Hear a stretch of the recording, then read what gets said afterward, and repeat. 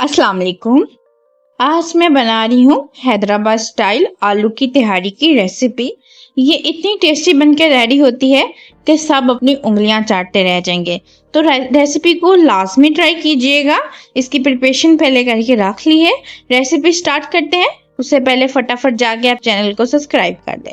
तो सबसे पहले हमने किसी भी बर्तन में पतीली में जो है वो घी शामिल किया है। मैंने उसको गर्म होने दिए। तकरीबन हाफ आ कप है ये, क्योंकि ये 1.5 ग्लास राइस के हैं तो उसको भी राइस को भी मैंने भिगो दिया है। तो इसको आपने जब प्याज को फ्राई करते हैं इसको कोशिश किया करें लाइट जो है ना फ्लेम पे इसको फ्राई करें, उससे टेस्ट इसका ज्यादा अच्छा आता है। और इसी पॉइंट पे मैंने इसके अंदर कड़ी पत्ता, क्योंकि हमने प्याज को ब्राउन नहीं करना है ज्यादा, तो इसको कलर जो है वो हल्दी वगैरह डालने से आ जाएगा।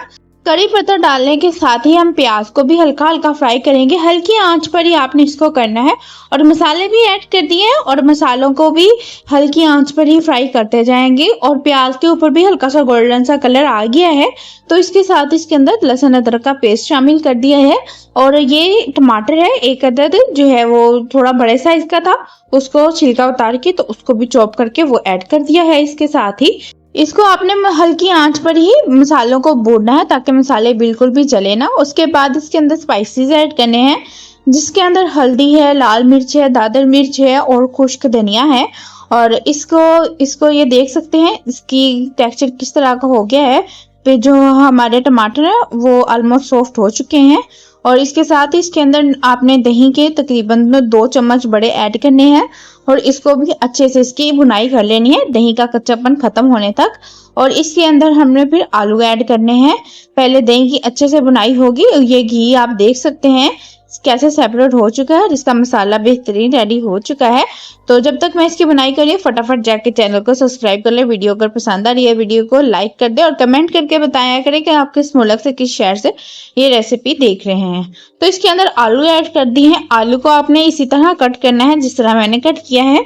इसी से इसकी लुक ज्यादा अच्छी इनहेंस होकर आएगी। और इसको भी हमने आलूओं को भी अच्छे से बुनाई कर लेनी है। तो आलू की जब भुनाई हो जाएगी बेहतरीन किस्म का, ये देख सकते हैं इसकी लुक निकल कर आई है मसाले की। इसके अंदर चावलों के हिसाब से आपने पानी ऐड कर देना है।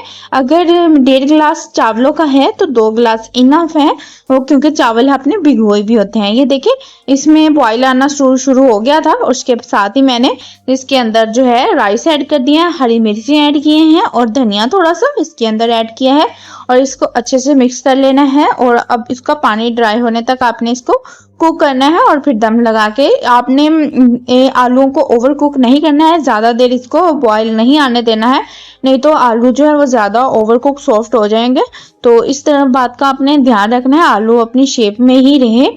तो इसमें जब आपने दम लगाना है तब बेहतरीन किस्म के कुक हो जाएंगे। आपने देखा जब थोड़ा सा पानी रह गया था इसको मैंने उस पॉइंट पे दम लगाया है।